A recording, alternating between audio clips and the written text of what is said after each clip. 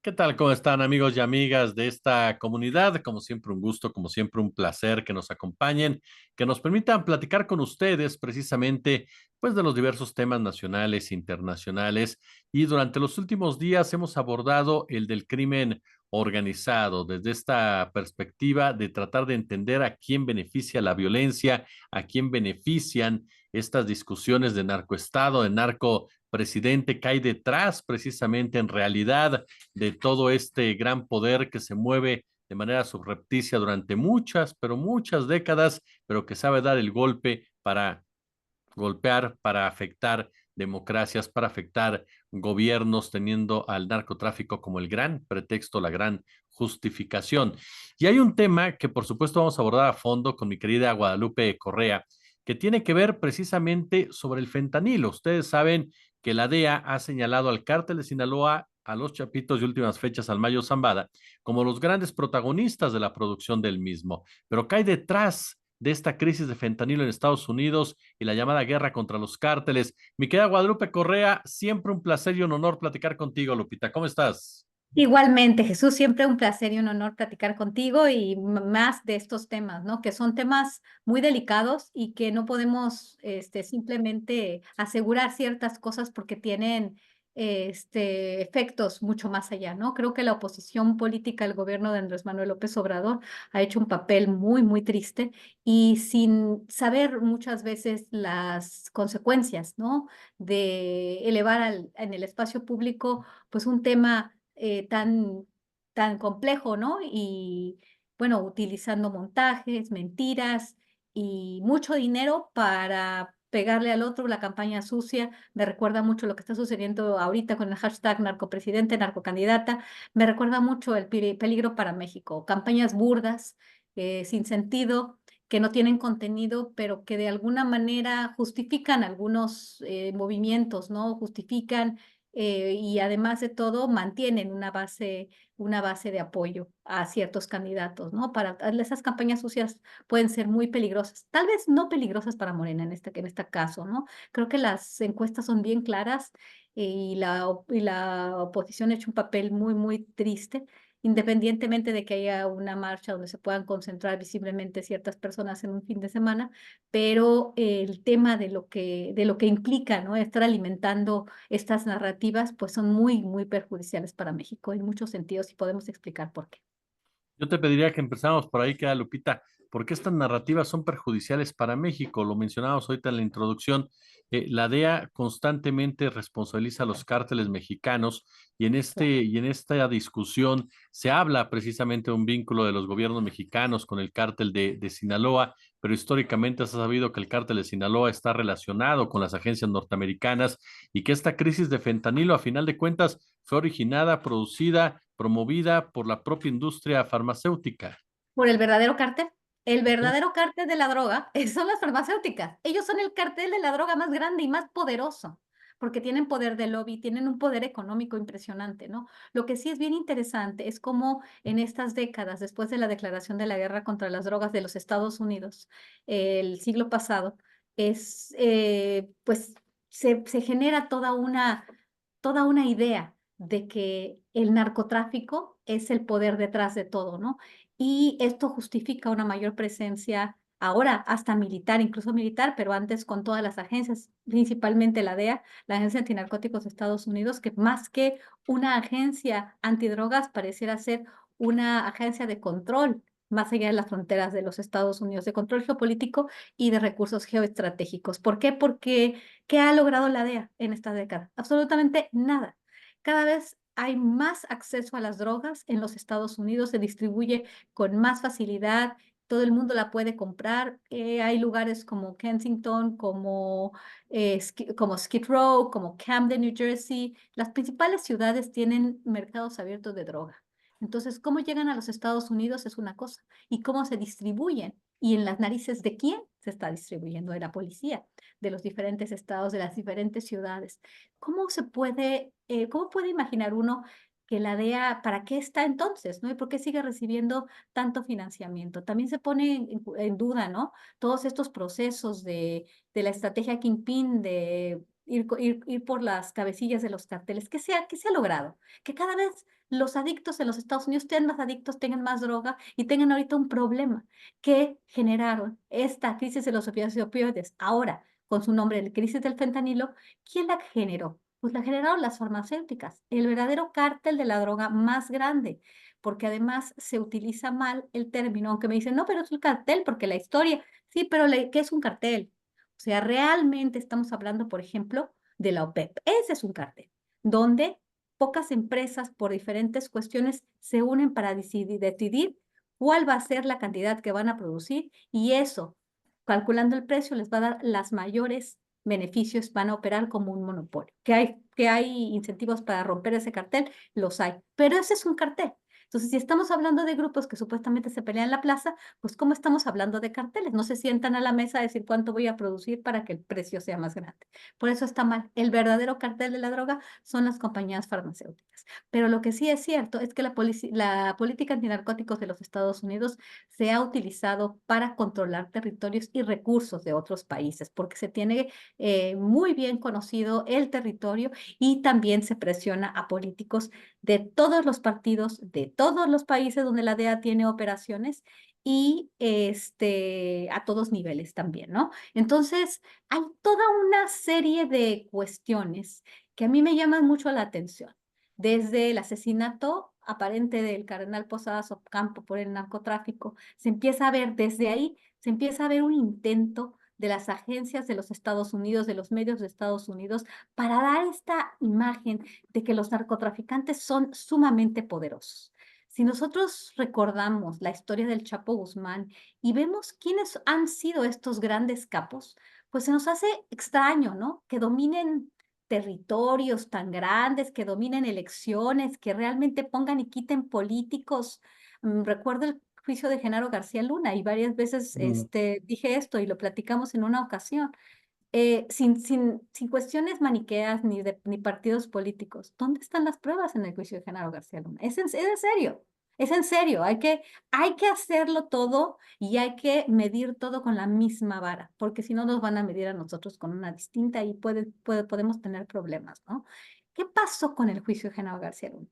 Estos testigos cooperantes y protegidos del Departamento de Justicia, que hacen de las suyas y que en base a lo que ellos digan, o no sé, a lo que acuerden con el Departamento de Justicia, sus penas van a bajar. ¿Cómo le vas a creer a un sistema de ese tipo cuando estamos hablando de criminales confesos que lo que más van a hacer va a ser bajar su pena? Creo que aquí empezamos mal, ¿no? Pero así es este sistema. A mí me llama la atención que Genaro García Luna se retrasó tanto su caso para seguir recopilando evidencias, videos, papeles, de todo, comunicaciones.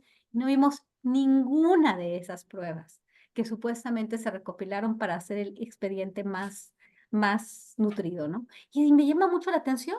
Realmente, Genaro García Luna fue declarado culpable precisamente por los testimonios de los testigos cooperantes y testigos protegidos, ¿no? ¿Y dónde están las evidencias? Esto no me hace panista ni me hace apoyar a Genaro García Luna. ¿Dónde están las evidencias del general Cienfuegos cuando lo arrestaron en el aeropuerto en Los Ángeles, ¿no?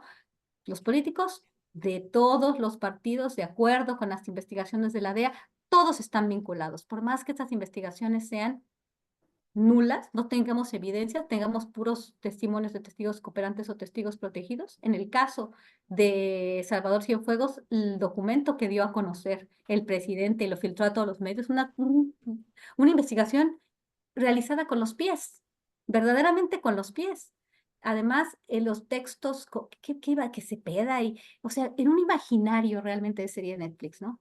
O sea, pudo haber estado vinculado, aparentemente, según esto, dicen, pero ¿dónde están las pruebas, no?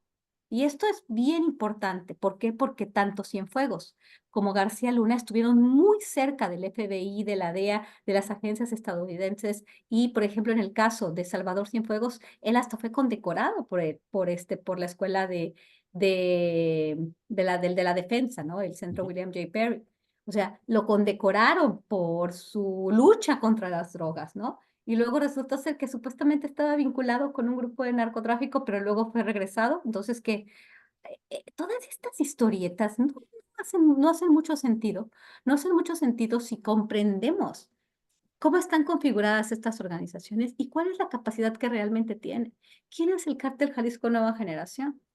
¿Quién es el Mencho? ¿El Mencho sigue vivo? ¿El Mencho controla todo el país?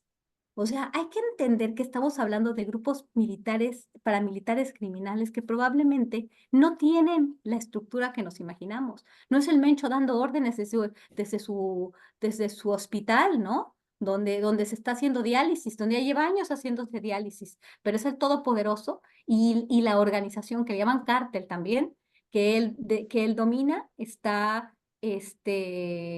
¿cómo se llama? Él está dominando muchas áreas del país, ¿no? Ujú, Y él es el que es el líder.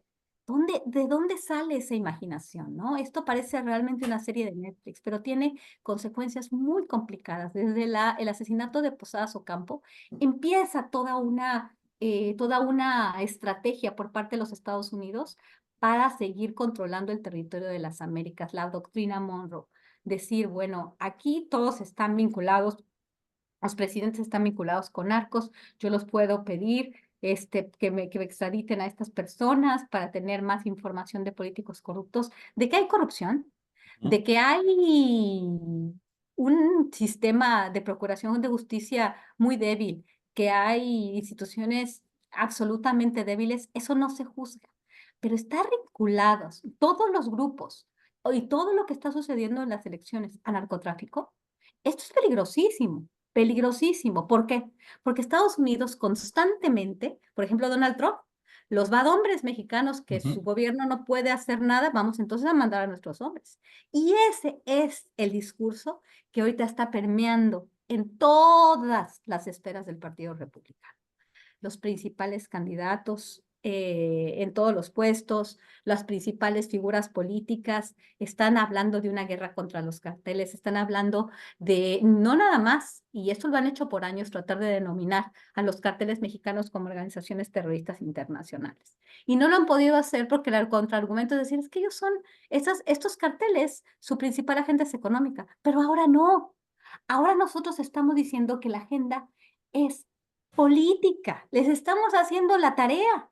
Y entonces aquí, cuando están denominando a los carteles de la droga como organizaciones terroristas internacionales, de acuerdo a su ley, ellos podrían venir a este país para decir qué está pasando. El terrorismo a ellos les da la posibilidad, porque han tenido atentados, porque han vivido este tipo de cuestiones, pues entonces no vamos a dejar esto y no importa. Como estamos hablando de terroristas, yo puedo entrar a tu territorio para ir en contra de los terroristas. ¿Y de qué estamos hablando? Estamos hablando de que, ¿qué es el Cártel Jalisco Nueva Generación?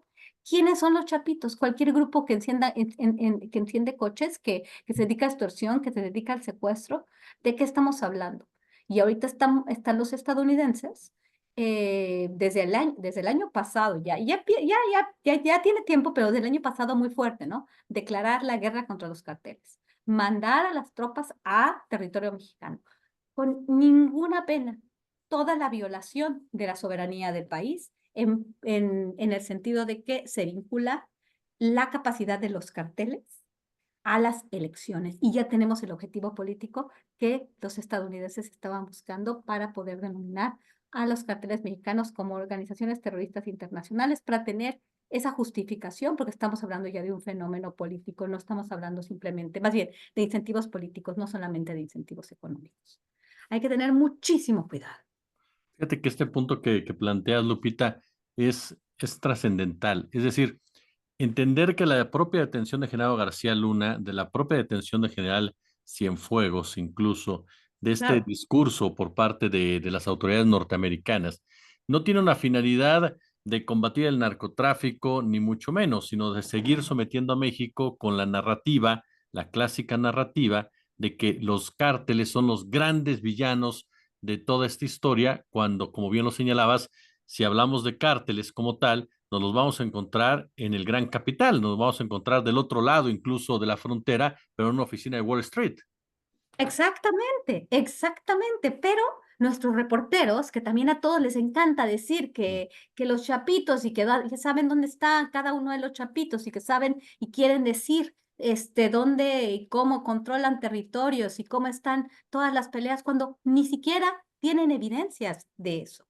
¿Por qué? Porque no se puede, porque no las hay. Hay tanto invento y esto se va haciendo una bola de nieve, ¿no? Y en el inconsciente colectivo, las personas están pensando que son poderosísimas. No hay evidencia de eso, pero sí, Estados Unidos, ¿qué está pasando, por ejemplo? ¿Qué pasó cuando Xochitl Gálvez iba a ir a Estados Unidos, a Washington y a Nueva York? eh, Pocos días antes salen tres reportajes en medios internacionales. Uno, con financiamiento alemán, la Deutsche Welle, donde Anabel Hernández escribe. Y Anabel Hernández también ha sido una persona como Edgardo Buscaglia, que están todo el tiempo en narcotráfico con todos, ¿no? Y esto les sirve a Estados Unidos perfectamente. ¿Por qué? Porque su agenda es antinarcóticos, porque ellos declararon una guerra contra las drogas. Y el mundo criminal en México es muy complejo. No todo es narcotráfico. Estamos hablando sí de delincuencia organizada, pero vincularlo todo a las drogas, estamos vinculando todo a la agenda estadounidense.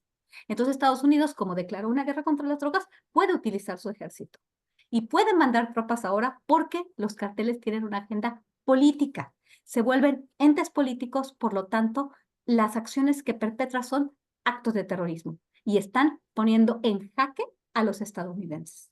Entonces, ¿qué está pasando? Ellos nos dan la información, ellos la filtran. Estas tres publicaciones, Inside Crime, ProPublica y la Deutsche Welle, salieron al mismo tiempo relacionado a AMLO con la campaña del 2006.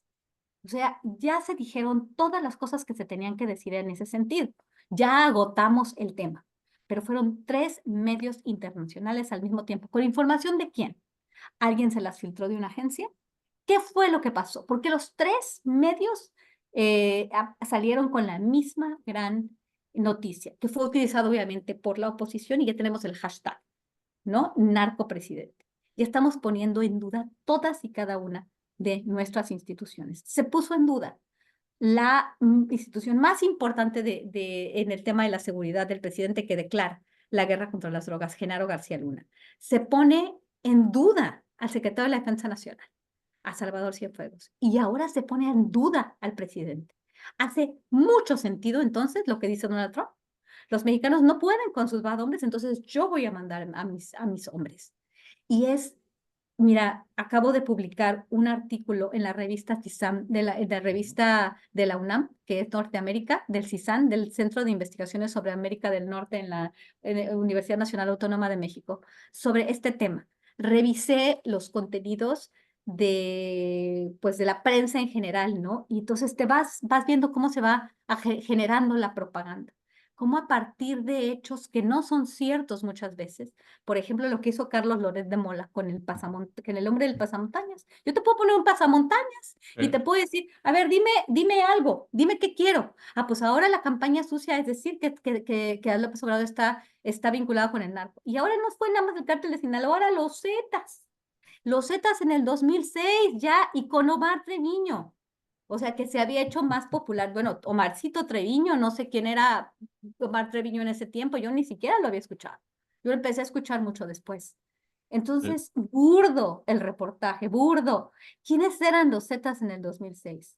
Era un grupo de sicarios que se dedicaban a la extorsión y el secuestro. Nos tocó en Michoacán, estaban en Coahuila, estaban en Michoacán, en Guerrero, pero apenas se estaban expandiendo. Eran un grupo de sicarios. ¿Tú crees que iban a tener? Ni siquiera tenían la estructura de un cartel como tal. Los Zetas eran un grupo de sicarios y sí, estaban los Zetas, pero dentro del cártel del Golfo. Y se decían Zetas. Se empezaron de alguna forma, empieza a perder el control los Cárdenas porque estaba en una prisión de máxima seguridad. Pero su verdadera independencia, como fue cuando formaron la compañía, fue precisamente en el año 2007, cuando Ociel Cárdenas Guillén es extraditado a los Estados Unidos. Quien haya leído un poco de la historia, quien conozca un poco de la historia, ¿de dónde se van a meter los Zetas a las elecciones?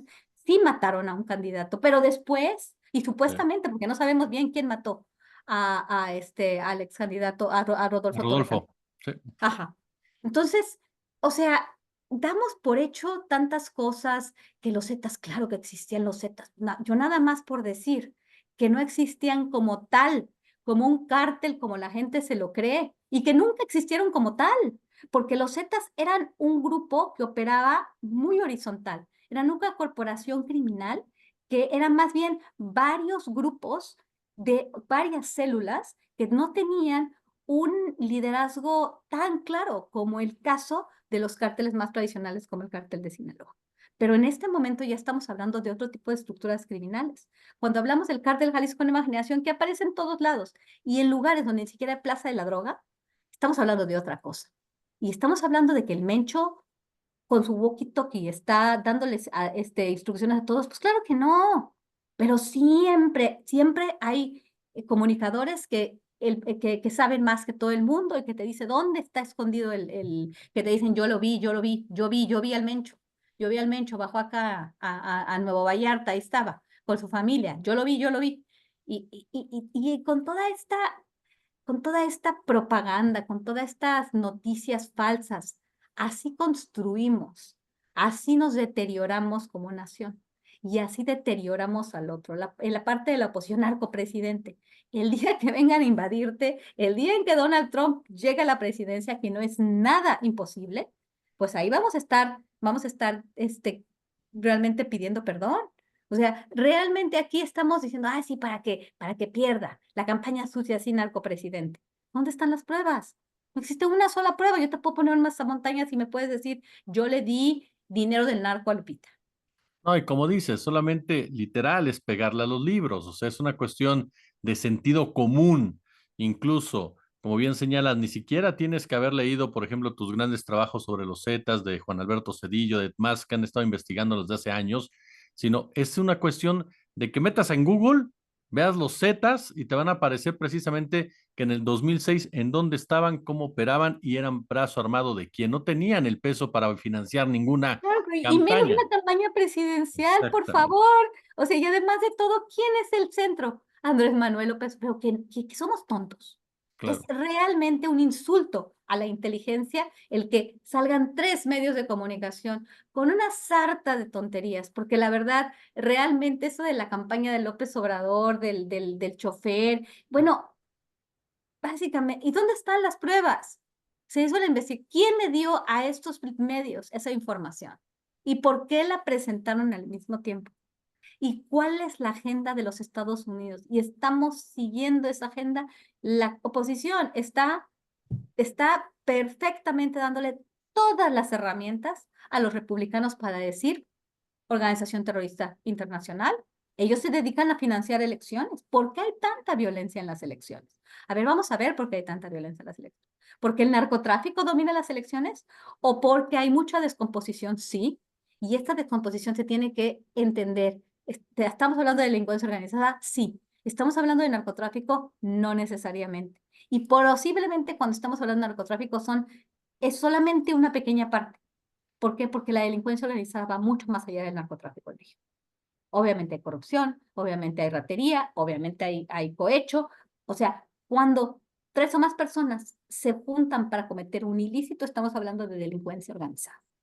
Entonces, yo sí veo que hay muertes, los procesos electorales se calientan más, las organizaciones criminales tienen modus operandi distinto. Cuando hablamos de paramilitarismo criminal, estamos hablando de narcotráfico, no necesariamente.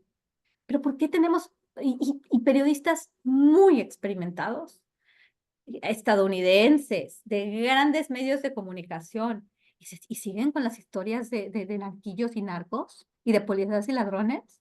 Es tremendo lo que están haciendo. A veces algunos saben lo que están haciendo, otros probablemente no lo sepan, pero ya hay que dejarnos de esta tomada de pelo de que son narcos. Vamos a empezar a investigar quiénes son, a qué se han dedicado, son prestanombres de un político, son prestanombres de quién. Cuando estamos hablando de crimen organizado, no estamos hablando necesariamente de narcotráfico. Y que Guadalupe Correa, siempre es un honor, un placer escucharte y aprender de ti. Muchísimas gracias, Jesús. Pues muchas gracias por la oportunidad y saludos mucho a tu audiencia.